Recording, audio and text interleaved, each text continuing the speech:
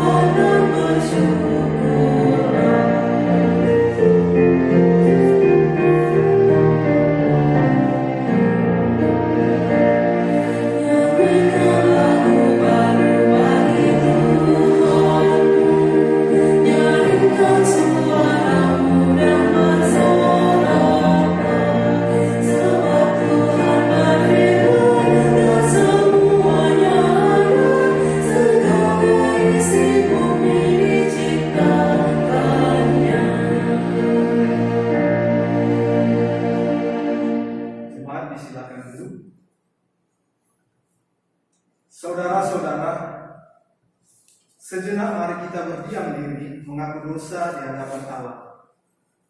Kita berdoa. Ya Allah, ya Tuhan kami mengaku di hadapan-Mu bahwa kami sering tidak mengindahkan kehendak-Mu. Kami lebih banyak mengikuti kehendak kami sendiri. Kami telah bersalah baik dalam pikiran, perkataan dan perbuatan maupun dalam kegagalan kami untuk berbuat baik.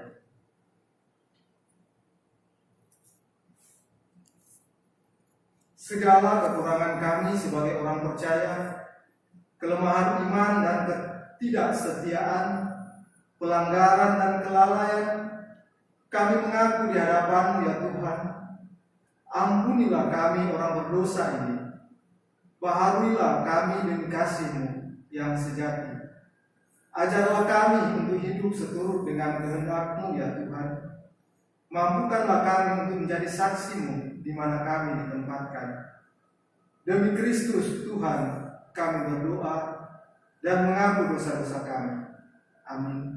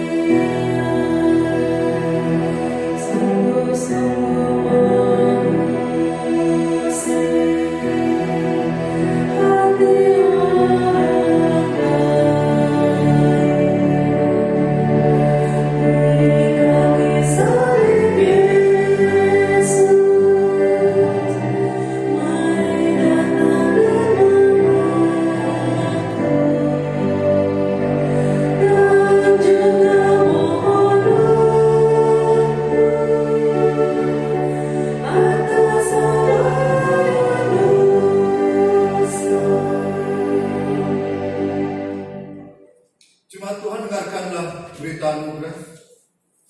Pada setiap orang yang telah mengaku dosa dan bertobat disampaikan berita anugerah pengampunan, seperti yang tertulis dalam 1 Yohanes pasal 1 ayat 8 sampai dengan ayat yang ke-9, yang menyatakan, jika kita mengaku dosa-dosa kita, maka Ia adalah setia dan adil, sehingga Ia akan mengampuni segala dosa kita dan menyucikan kita dari segala kejahatan. Berdasarkan firman Tuhan ini sebagai pelayan Yesus Kristus, kami beritakan bahwa pengampunan dosa telah berlaku dalam nama Bapa, Anak, dan Roh Kudus. Syukur kepada Tuhan. Amin.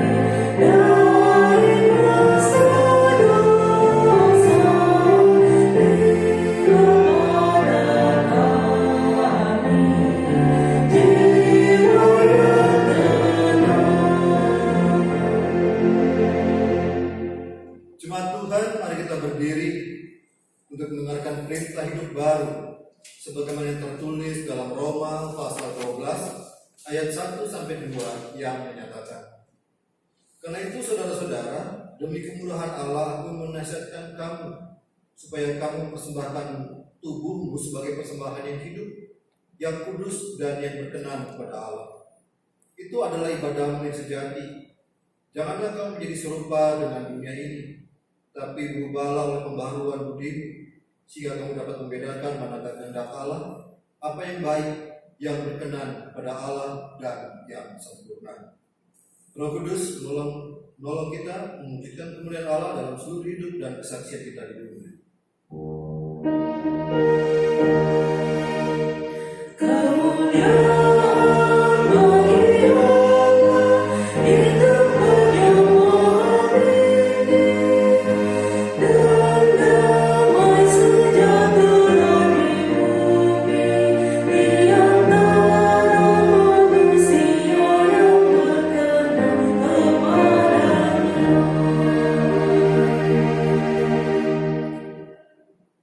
Jemaat silakan duduk.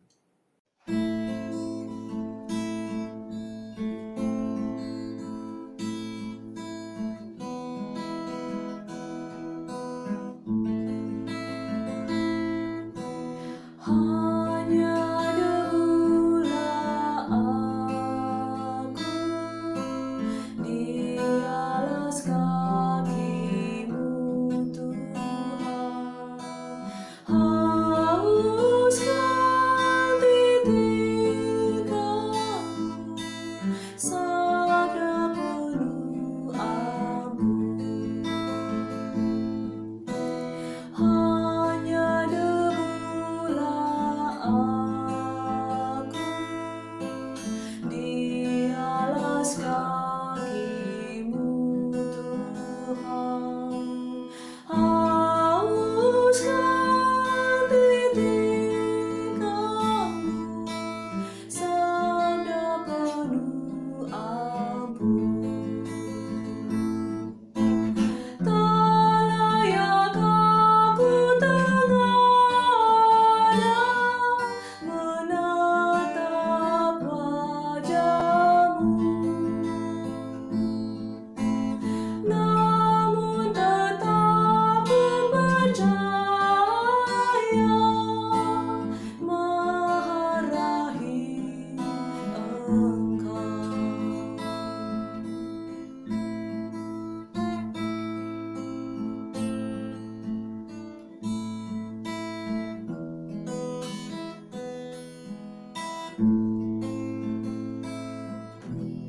Ampun seribu ampun, hapuskan dosa-dosaku, segunung sesal ini kunjuk padamu.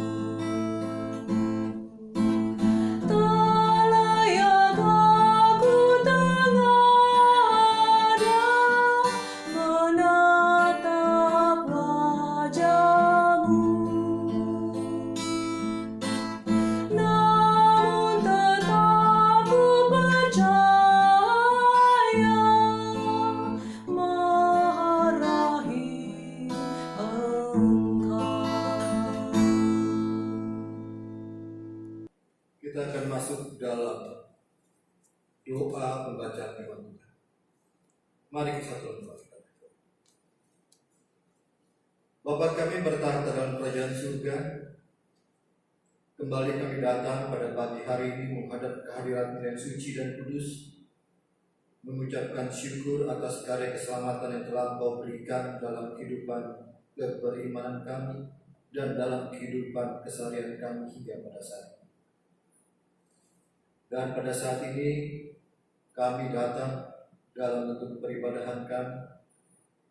Meskipun kami laksanakan di rumah masing-masing, tapi kami akan percaya Roh Kudus akan menyertai baik ibadah kami pada saat ini maupun ibadah kami laksanakan di rumah kami masing-masing, untuk akhirnya berkat dan penyertaan Tuhan dapat kami peroleh.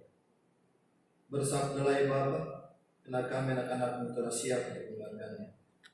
Amin. Jemaat Tuhan, mari kita berdiri untuk mendengarkan firman Tuhan yang akan dibacakan dari dalam Alkitab. Haleluya.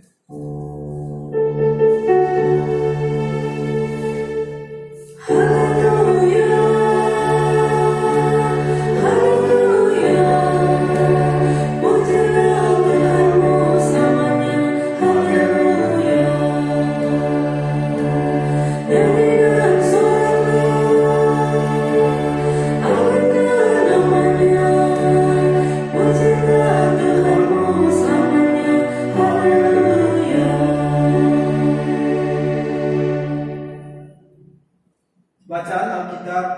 Hari ini dibaca dari kitab Imamat pasal yang pertama ayat 1 sampai dengan yang ke-9 yang menyatakan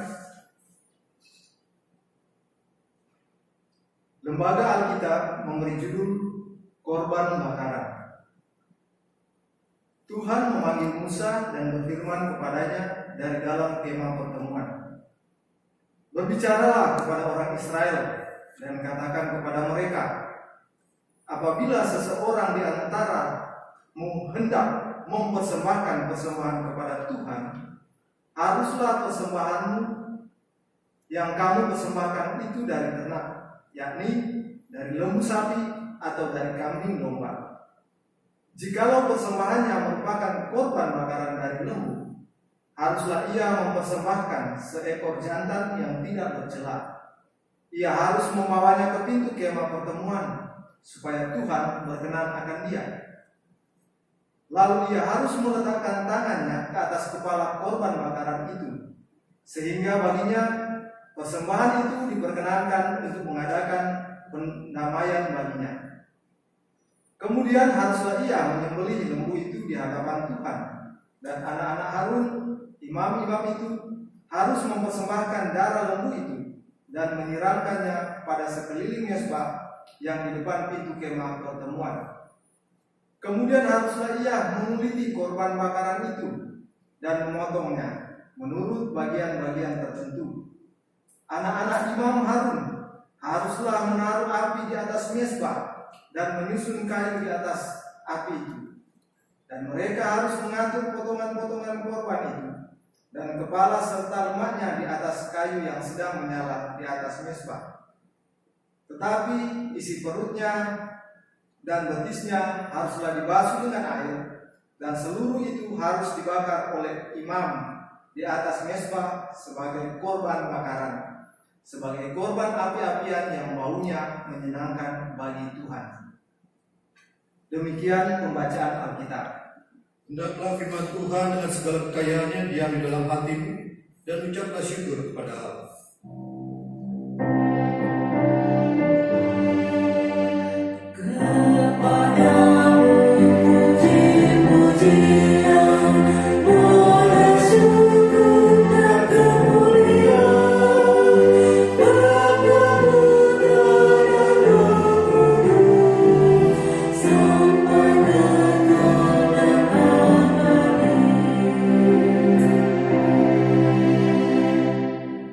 Jemaat silakan dulu. Salam sejahtera bagi kita semua. Saudara-saudara yang kasih Tuhan kita Yesus Kristus, ingat imamat, ingat ucapan daripada salah seorang almarhum dari mantan Presiden Indonesia tentang, ya kita kenal bernama Gus Dur. Begitu saja kok repot. Saya ingat dalam imamat ini tentang hal aturan dalam hal peribadahan. Jadi mengatakan mau ibadah saja kok repot. Saudara-saudara kasih Tuhan kita Yesus Kristus, hidup harus ada aturan. Untuk apa? Untuk akhirnya tidak ada penyesalan di belakang hari kemudian. Mengapa? Karena bacaan kita sebelumnya bicara tentang kitab Yunus. Ketika Yunus ada di perut ikan, ia berdoa kepada Allah, dan Allah mendengarkan doa dan penyesalan yang dia aturkan di dalam doanya. Hingga yang terjadi adalah Yunus tiba di Niniwe. Setelah sebelumnya ia ingin berlari menuju Tarsis pada waktu itu. Yunus pasal 4 ayat yang kedua. Dan setelah Yunus selesai melakukan pelayanan, Yunus berkata kepada Tuhan pada bacaan kita Yunus pasal 4 itu, di mana ia menyesali, bahkan ia meminta kepada Tuhan untuk mencabut nyawanya. Ya, penyesalan daripada Yunus. Hingga akhirnya yang terjadi adalah Yunus dapat melihat nubuatan Allah terhadap dirinya yang disampaikan di kota Niniwe pada waktu itu. Yunus pasal 3 yang menceritakan tentang hal apa yang ia lakukan di Niniwe. Dan saat ini kita akan berbicara tentang hal imam. atas dasar dari kata dasar daripada imam. Bicara imamat ini sama seperti ketika kita berbicara tentang ahli Taurat dan orang-orang Farisi. Ahli Taurat adalah mereka yang menyampaikan Taurat, sedangkan orang-orang Farisi adalah para pemberlaku hukum Taurat itu. Begitu juga dengan imam. Kita mengetahui imam itu adalah orang Lewi, benar. Akan tetapi di dalam pemberlakuannya, dalam hal peribadahannya, ada kita kenal imam kepala. Imam kepala itu haruslah keturunan Harun. Sedangkan orang-orang Lewi bukan imam pembantu, akan tetapi mereka yang melaksanakan peribadahan agar ibadah itu dapat berjalan dengan baik. Seperti itu hal imam. Dan aturan sudah jelas. Kalau dalam kitab Perjanjian Lama atau kitab-kitab Taurat, aturan untuk jemaat atau umat diatur melalui 10 perintah Tuhan atau 10 hukum Tuhan. Itu yang terjadi dalam kehidupan umat. Akan tetapi ketika imam-imam sendiri itu ada aturannya. Jadi imam tidak dikenakan aturan yang sama dalam hal peribadahan. Jadi imam punya aturan yang khusus.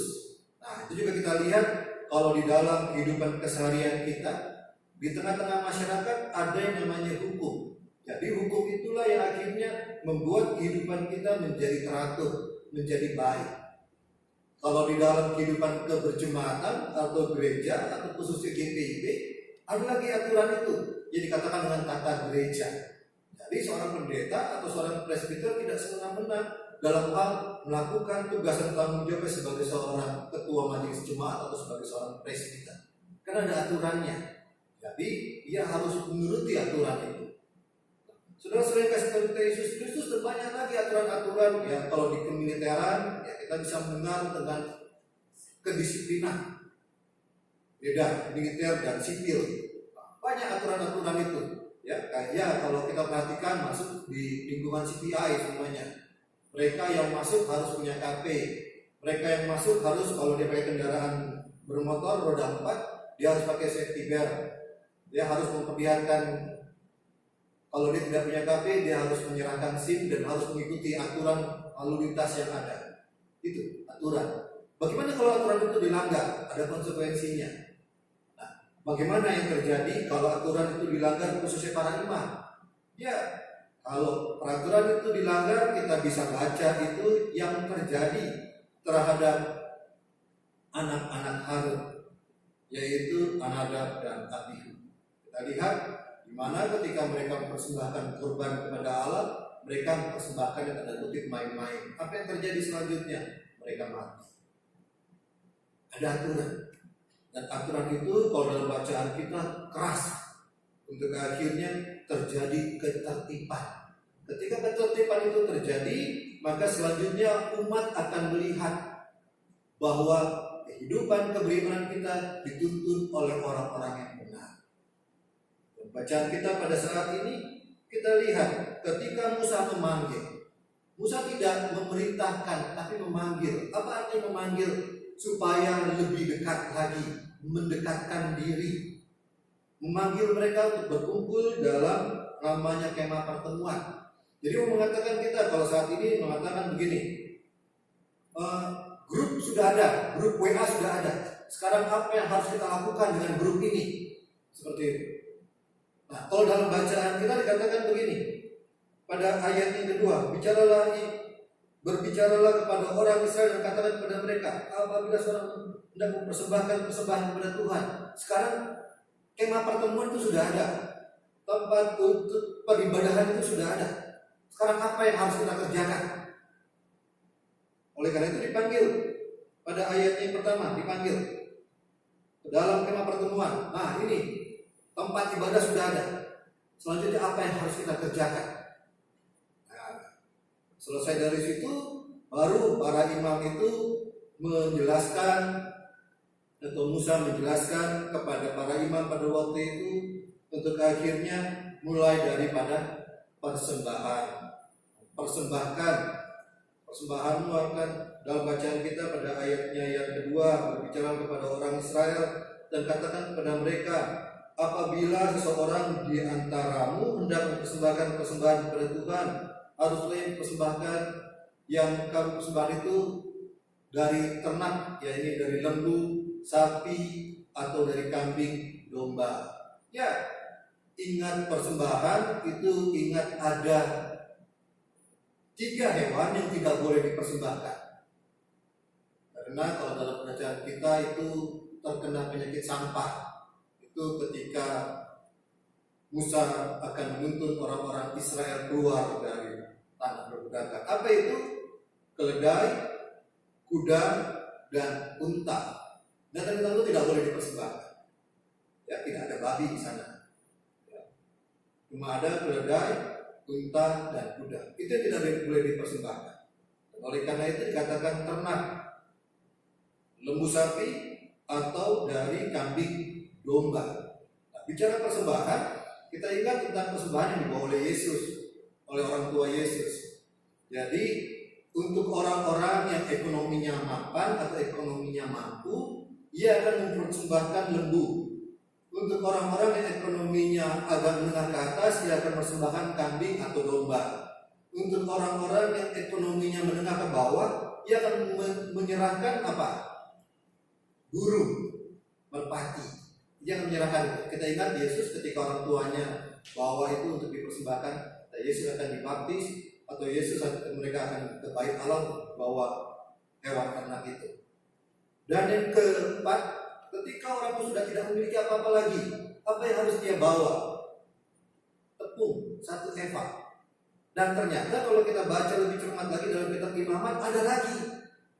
Ketika ia tidak punya lembu, ketika ia tidak punya kambing atau domba, ketika ia tidak punya burung merpati, ketika ia tidak punya tepung eva yang akan diberikan kepada imam, ada lagi. Apa? Dia mempersembahkan bibit dari gandum yang baik, yang bagus. Itu persembahan-persembahan yang diberikan untuk akhirnya dijadikan sebagai persembahan yang hidup kepada Allah. Dan persembahan-persembahan itu tidak boleh sesuatu yang bercacat. Persembahan-persembahan itu harus sesuatu yang sempurna. Itu sama seperti kalau kita membaca hal persembahan yang baik itu kita selalu ingat. Ada orang-orang yang sering mengatakan begini, ingin menghadap RT atau RW atau lurah saja kita pakai baju yang layak. Ingin menghadap pejabat saja kita pakai baju yang layak. Masa datang kepada Tuhan kita tidak pakai baju yang layak? Kita datang kepada Tuhan loh ini, bukan datang kepada pejabat-pejabat itu. Dalam kitab Maliaki pasal 1 ayat yang ke-8, di sana dijelaskan begini. Apabila kamu membawa seekor binatang buta untuk dipersembahkan, tidakkah itu jahat? Apabila kamu membawa binatang yang timpang dan sakit, tidakkah itu jahat? Cobalah menyampaikannya kepada bupatimu. Apakah ia berkenan kepadamu? Apalagi menyambut engkau dengan baik. Firman Tuhan semesta alam. Lihat, untuk orang-orang yang ada di sekitar kita saja, ketika kita akan menghadap mereka, kita memberikan yang terbaik. Masa kepada Allah kita memberikan sesuatu yang tidak berkenan? Saya lupa, ada satu lagi binatang yang tidak boleh diberikan dalam bentuk persembahan. Apa itu? Binatang buruan. Itu tidak boleh. Jadi kalau ada orang datang bawa babi hutan namanya, itu tidak boleh. Karena itu binatang buruan, bukan ternak. Mengapa orang-orang Yahudi itu memelihara kambing, domba, lembu? Karena itu persembahan. Jadi mereka sudah mempersiapkan jauh-jauh hari sebelumnya untuk mereka berikan kepada Allah dalam bentuk persembahan. Nah itu juga sama seperti kita.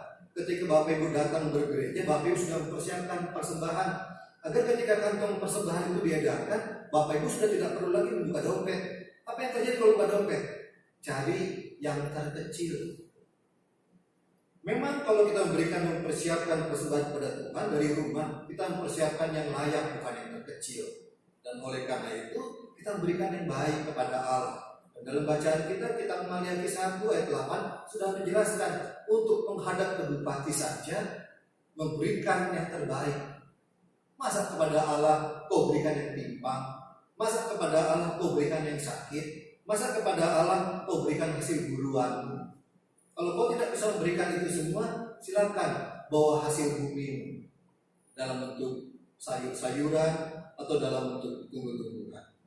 Oleh karena itu firman Tuhan pada saat ini bicara tentang aturan itu. Jikalau persembahan merupakan korban bakaran dari lembu, haruslah yang persembahkan seekor jantan yang tidak bercela. Ya harus membawanya ke pintu kemah pertemuan supaya Tuhan berkenan kepadanya. Ini persembahan. Jadi persembahan itu dibawa dari luar sana, masuk ke dalam batasnya pintu kemah pertemuan, dia bawa. Siapa yang bawa? Yang punya kambing itu, yang punya domba itu, yang punya lembu itu. Jadi tidak boleh diwakilkan, tidak boleh diwakili dalam hal memberikan persembahan. Dan oleh karena itu ketika dibawa, lalu ia harus meletakkan tangannya atas kepala korban bakaran itu, meletakkan tangannya atas kepalanya. Kalau dia sapi, ya taruh kepalanya, tangannya taruh atas kepala sapi itu. Katakan pada imam, ini persembahanku. Kalau dia kambing, taruh, ini persembahanku. Ya kalau dia burung, ya tentunya kan pegang burungnya kan, dijelaskan, bilang ini persembahanku. Untuk akhirnya diterima oleh para imam. Jadi pertanyaannya adalah apa? Terus kalau domba, lembu, kambing itu sudah diserahkan, yang motong siapa? Nah, kita bisa bayangkan ketika Salomo mengucapkan syukur atas pembangunan bait Allah yang sudah selesai, ada ribuan kambing domba. Nah, kalau Salomo yang motong kan kelelahan pasti. Akan tapi karena ini pengakuan dosa atau korban bakaran, otomatis yang memotong adalah mereka yang menyerahkan, bukan mereka yang menerima. Jadi para imam pada waktu itu hanya melihat. Setelah mereka melihat ini persembahannya, maka para imam itu melihat silakan disembelih, silakan dipotong. Jadi mereka yang menyerahkan kambing, domba atau lembu itu sebagai korban bakaran. Sehingga baginya persembahan itu diperkenankan untuk mengadakan pendamaian baginya. Nah, Bapak Ibu dan Saudara-saudara, hal pendamaian ini kita ingat, nih ibu seringkali mengeluh tentang ikan yang mereka goreng atau ikan yang mereka masak. Ini ikan sudah berapa kali mati sih sebetulnya? Kenapa? Iya, karena kalau ikan itu diambil dari Sumatera Utara, dari Sibolgas namanya, sudah dipancing, itu sudah mati. Taruh di es, sampai ke sini itu berapa kali mati ikan itu. Nah itu, ya.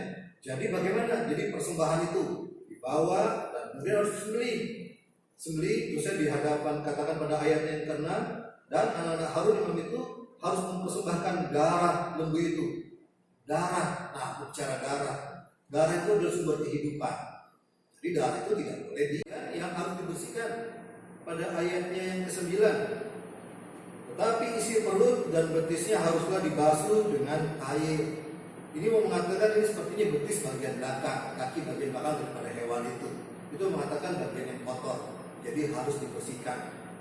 Jadi isi perutnya dan betisnya harus dibasuh dengan air dan sebelumnya harus dibakar oleh imam di atas mezbah sebagai korban bakaran. Nah, saudara-saudara kasih Tuhan kita Yesus Kristus itu aturan main dan harus diikuti atau harus dijalani. Kalau kita membaca dan merenungkan kitab-kitab imamat atau kitab-kitab selanjutnya, maka kita akan mengenal ada beberapa korban bakaran. Pertama adalah korban penghapusan dosa. Yang kedua adalah korban penebusan salah. Yang ketiga adalah korban sembelihan. Yang keempat baru korban bakaran. Nah, kita lihat korban bacaan kita ini korban bakaran. Jadi apa yang harus dikerjakan? Ada lagi korban penebusan salah. Nah, ini korban penebusan salah itu sifatnya adalah memohon ampun atas apa yang telah kamu lakukan terhadap orang yang kamu sakiti. Nah, itu kalau istilahnya bahasa sekarang itu ya diatur cara kekeluargaan untuk akhirnya masalah ini selesai sampai di sini saja, tidak diperpanjang. Nah, itu. Jadi penebusan salah. Korban sembelihan Ini juga sesuatu yang diberikan kepada Allah, tapi tidak semuanya harus dibakar. Karena ada yang diberikan untuk imam tersebut atau imam yang menuntun jalannya peribadahan itu. Nah, saudara-saudara kasih Tuhan kita Yesus Kristus, jadi kita sudah melihat mulai dari tata cara korban bakaran itu atau korban sembelihan itu atau bacaan kita pada saat ini korban bakaran sampai dengan cara pemberiannya. Jadi hal-hal itu tidak boleh ada yang salah. Semuanya harus dibawakan atau harus diberikan dengan baik dan benar. Untuk akhirnya semuanya itu dapat berkenan di hadapan Allah. Ya, semuanya harus dibawakan atau harus sampaikan dengan baik dan benar. Oleh karena itu, sesuatu itu janganlah sesuatu yang bercela. Kalau kita memberikan persembahan, rata-rata orang langsung biasanya orang-orang kalau memberikan persembahan itu langsung menjadi janda miskin semua. Ketika memberikan persembahan langsung berlaku menjadi janda miskin semua. Allah melihat dari isi hatimu, Allah melihat kemampuanmu, Allah melihat siapa dirimu, Allah tahu. Dan oleh karena itu kau berikan yang terbaik kepada Allah. Untuk akhirnya apa yang menjadi doamu itu akan didengar oleh Allah. Kenapa? Iya, karena persembahanmu ini kan wujud dari ungkapan syukurmu. Kau ingin memberikan yang terbaik kepada Allah. Kau ingin Allah memberikan yang terbaik kepadamu, tapi kau berikan apa adanya yang kau miliki. Tidak bisa begitu. Oleh karena itu aturan main itu sudah ada. Kalau kau orang yang mampu, kau berikan lembu. Kalau kau orang yang ekonominya agak sedikit menengah, kambing atau domba. Kalau kau memang ekonominya pas-pasan, silakan kau berikan burung merpati. Kalau memang kau tidak punya apa-apa, silakan kau berikan tepung, satu eva saja. Kalau kau memang tepung tidak punya, silakan kau ambil biji gandum yang kau lihat ini sebagai bibit yang luar biasa. Silakan berikan kepada imam. Itu persembahanmu untuk akhirnya terjadi penghapusan dosa saat itu. Saat ini penghapusan dosa itu lewat tercurah darah Yesus di kayu salib. Ketika tercurah darah Yesus di kayu salib, itu penghapusan dosa bagi kita. Oleh karena itu, ketika kita membaca dan kita simpulkan, hiduplah dalam ketaatan. Allah tidak melihat. Saat ini Allah itu kan tidak terlihat. Ya, kita tidak bisa melihat Allah, tapi Ia bisa melihat kita. Oleh karena itu saya coba itu membaca dari kitab Mazmur pasal 30 ayatnya yang ke-18. Mazmur pasal 33 ayatnya yang ke-18 begini. Sesungguhnya mata Tuhan tertuju kepada mereka yang takut akan Dia, kepada mereka yang berharap akan kasih setia-Nya. Mata Tuhan tertuju kepada mereka yang takut akan Dia. Jadi kita melakukan apa yang menjadi kehendak Tuhan di dalam diri kita dalam bentuk ketaatan. Itu firman Tuhan bagi kita pada saat ini. Kita aminkan firman Tuhan pada saat ini. Jemaat Tuhan, mari kita sama-sama menyanyi dari GB 126 bait yang 1.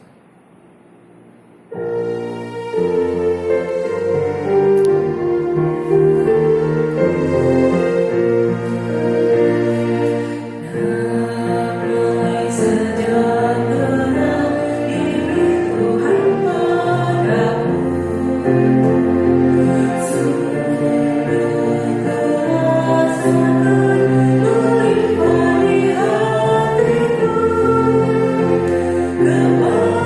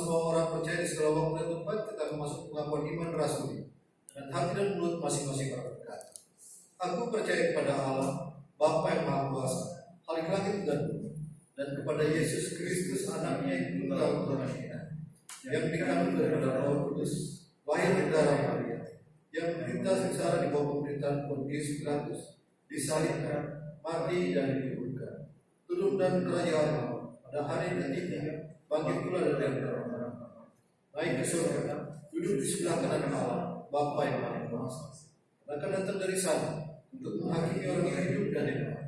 Aku percaya pada Roh Kudus yang kudus dan hak, persekutuan orang kudus, pengampunan dosa, kebangkitan dari dan hidup. Tuhan Tuhan, kita akan masuk dalam doa syafaat kita. Karena itu mari kita persiapkan hati untuk masuk dalam doa. Kita satu di dalam doa. Kita berdoa. Bapa kami bertahta dalam kerajaan surga, ada ungkapan syukur pada pagi hari ini atas penyertaan Tuhan yang selalu nyata, di mana kami dapat beribadah meskipun kami laksanakan di kediaman kami masing-masing. Tapi kami ingin percaya penyertaan Tuhan akan selalu nyata, meskipun kami tidak dalam persekutuan beribadah dalam gereja. Ya Bapa, Engkau mengetahui kondisi saat ini, di mana bukan saja bangsa Indonesia, tetapi seluruh dunia tengah dilanda wabah virus COVID-19. Tuhan, berbagai cara telah dicoba, telah dilakukan, biar akhirnya itu semua dapat berjalan dengan baik hingga pada waktunya virus COVID-19 dapat dihentikan melalui obat atau vaksin yang ditemukan. Ya, kita percaya Tuhan Yesus akan memberkati baik para dokter maupun para ilmuwan yang saat ini tengah berusaha untuk menutup peredaran wabah virus COVID-19. Dan bersama-sama dengan jemaatmu kami berdoa untuk gerejamu. Engkau berkati gereja Bukit Zaitun. Segala daya upaya yang telah dilaksanakan oleh gerejamu, baik untuk membantu jemaatmu yang terdampak akan wabah virus corona. Dan Engkau berkati bantuan untuk diakonia yang telah dibagikan keluarga-keluarga yang membutuhkan. Dan Kau ketuk pintu hati para donatur untuk mereka dapat membantu tahap berikutnya, dan juga kami akan bagikan bagi saudara-saudara kami yang terdampak dari virus COVID-19 ini. Ya Bapak, pada pagi hari kami juga berdoa untuk mereka yang berhari jadi di sepanjang minggu ini, mulai dari tanggal 5 Mei sampai dengan tanggal 9. Kiranya Engkau berkati Mia Aminah, putri dari Bapak Albert Aminah, Melinda Batubara, putri dari Bapak Albert Batubara, Nyonya Ida Taluai Manau. Kami juga berdoa untuk Sesi Priscilia Siman Khalid, putri dari Bapak Dorman Siman Khalid. Kami juga berdoa untuk Santina Rawan, putri dari Bapak Laudi Rawan. Kami berdoa untuk Frans Luis, putra dari Bapak Murianto. Kami berdoa untuk Cicita Situmorang, putra-putri dari Bapak Sanggar Situmorang. Kami juga berdoa untuk mereka yang berhari jadi pernikahan atau ulang tahun perkawinan mereka. Berdoa untuk keluarga Bapak Antonius dan Peter Nainggolan dan keluarga Julius Tony Sirait. Bapak, kiranya Engkau berkati baik mereka yang berhari jadi pertambahan usia maupun mereka yang pertambahan usia dalam pernikahan. Dan Engkau berkati agar ada ungkapan syukur di dalam hati mereka karena penyertaan Tuhan di dalam kehidupan keberimanan mereka. Bagi anak-anak, kiranya berkati agar dalam dunia pendidikan mereka dapat berhasil, agar mereka dapat baik masa depan. Bagi para orang tua, kiranya Engkau berkati dengan hikmat dan kebijaksanaan agar waktu tambahan usia mereka semakin dekat kepadamu dan dapat membawa hidup rumah tangganya ke arah keselamatan tidak damai. Kami juga berdoa untuk mereka yang pagi hari ini bertugas untuk dapat melayani ibadah tempat berjalan dengan baik. Untuk para presbiter, Pak Rodi, Sopar sebagai operator, dan Kantoria dan organis saat ini memandu kami dalam hal memuji dan Bapak, inilah persembahan kami kepadamu. Biarlah kiranya persembahan yang kami berikan ini dapat menjadi persembahan yang hidup di hadapan. Kaki Presiden kami dalam ambil langkah ke depan untuk menanggulangi masalah virus corona ini, dan Kau berikan hikmat dan kebijaksanaan bagi beliau untuk akhirnya kami sebagai rakyat yang dapat merasakan berkat Tuhan dalam hidup para pemimpin.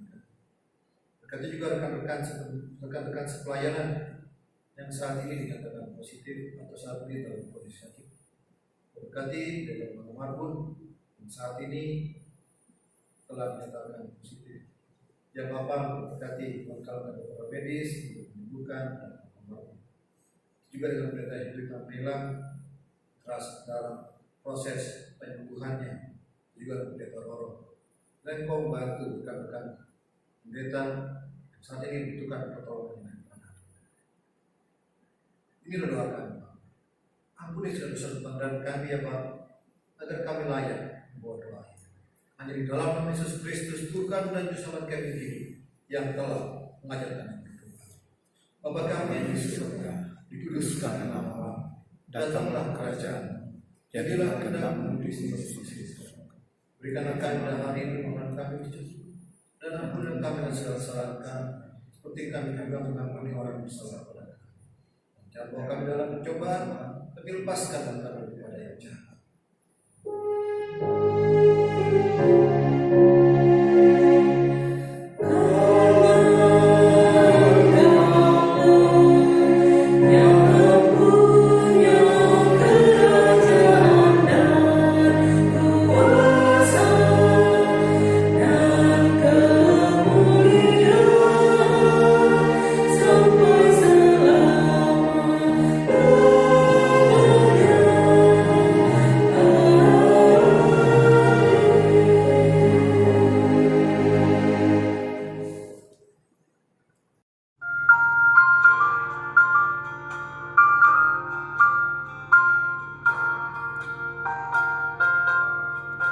Lonely years, I had nothing.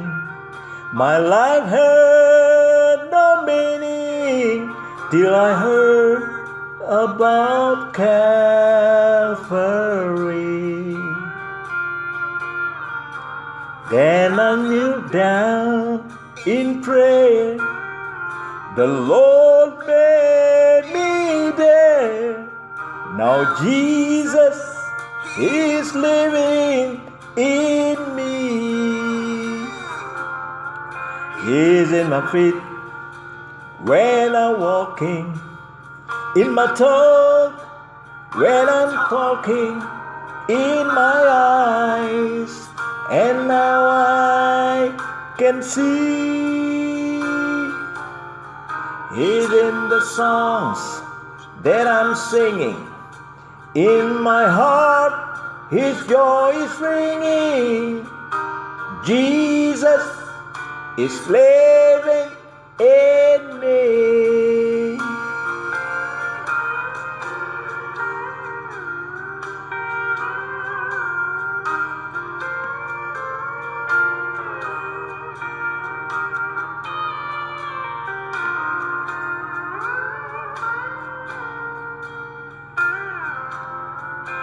Through the valleys, He has brought me to the top of the mountain, and over life's troubled sea. Now I sing for His glory, songs that tells the great story, 'cause Jesus is living in me. He's in my feet when I'm walking, in my talk when I'm talking, in my eyes, and now I can see. He's in the songs that I'm singing. In my heart, His joy is ringing. Jesus is living in me. He's in my feet when I'm walking, in my talk when I'm talking, in my eyes, and now I can see is in the songs that I'm singing. In my heart, His joy is ringing. Jesus is living in me. Yes, my Jesus is living in me.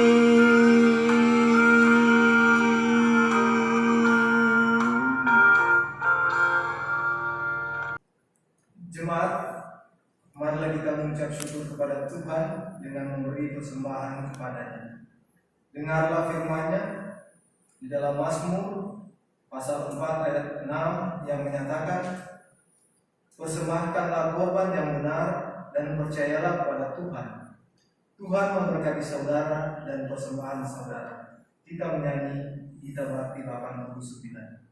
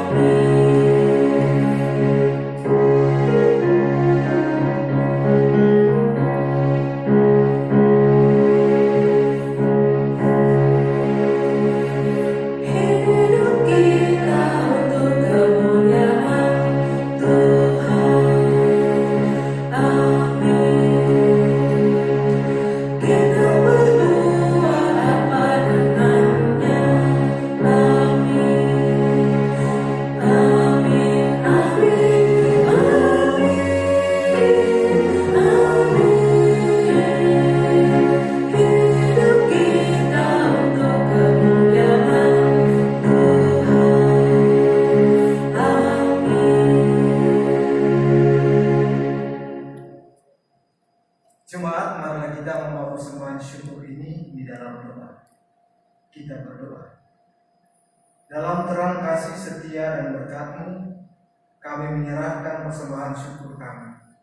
Tuhan, terima dan berkatilah kiranya persembahan ini agar layak digunakan untuk menunjang pelaksanaan pelayanan gereja-Mu dan agar nama-Mu dipermuliakan. Dan ajarlah kami untuk senantiasa tahu bersyukur kepada-Mu yang adalah sumber berkat.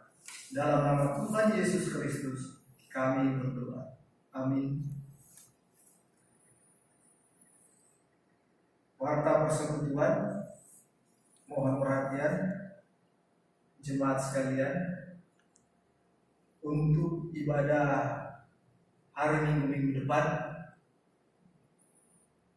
Sementara kita masih tetap melaksanakan di rumah masing-masing dengan cara offline dari YouTube.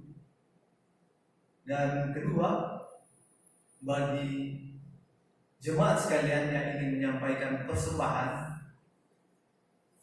bisa menyampaikan langsung ke sekretariat atau menghubungi sekretariat, dan bisa ditransfer langsung melalui rekening jemaat GPIB Bukit Zaitun Duri, baik dari Bank Mandiri maupun dari Bank BRI. Adapun rekeningnya Bapak Ibu dapat perhatikan di Warta Nafiri sebelumnya. Demikian Bapak jemaat kita hari ini. Tuhan memberkati kita semua. Baik, jemaat, kita akan mengakhiri ibadah kita pada saat ini untuk persekutuan kita. Mari kita berdiri. Pergilah dalam damai sejahtera Tuhan dan lakukanlah firman Tuhan yang telah mendengar.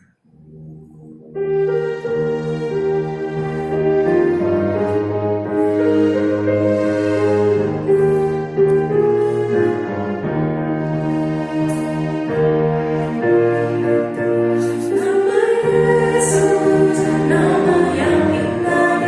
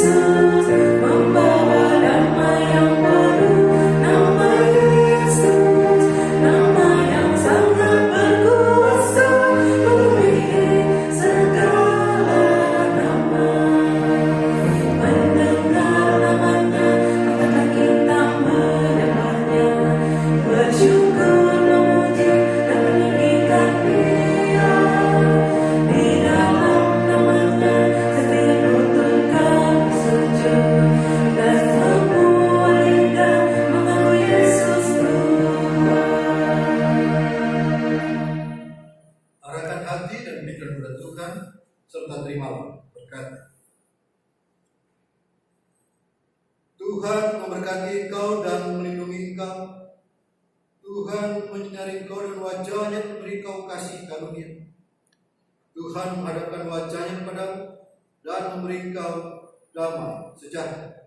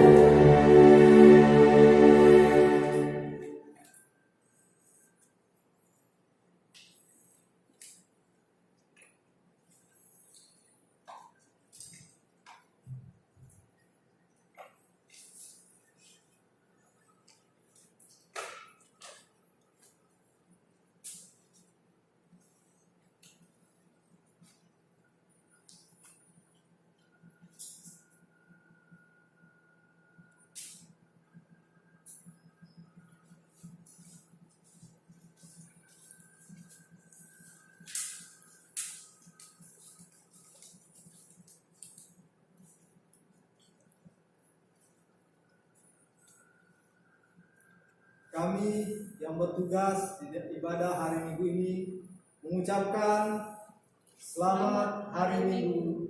Tuhan memberkati kita semua.